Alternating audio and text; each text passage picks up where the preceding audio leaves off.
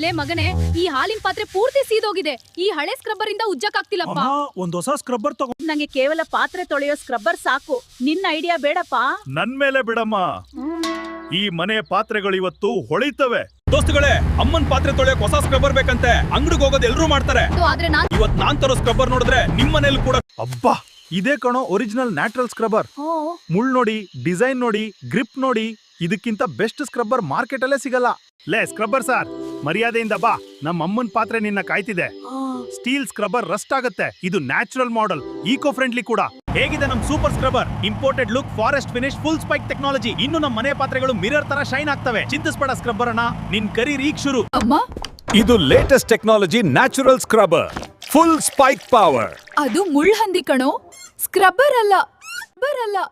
ಅಮ್ಮ, ನೀನು old generation, innovation ಅರ್ಥ ಆಗಲ್ಲ. ಲೇ ಮಗ್ನೆ, ಇದ್ರಲ್ಲಿ ಏನೋ ದೊಡ್ಡ ಅಪಾಯ ಕಾಣ್ತಿದೆ. ಸೈನ್ಸ್ ಮೇಲೆ ಟ್ರಸ್ಟ್ ಇಡು ಅಮ್ಮ. ಅಯ್ಯಯ್ಯೋ,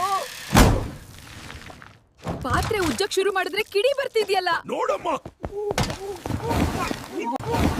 ನೋಡಮ್ಮ, ಎಷ್ಟು ಫಾಸ್ಟ್ ಆಗಿ ಕ್ಲೀನ್ ಆಗ್ತಿದೆ. ಅಯ್ಯೋ ದೇವ್ರೆ, ಪಾತ್ರೆ ಕೆಳಗೆ ದೊಡ್ಡ ತೂತ್ ಬಿದ್ದಿದೆ.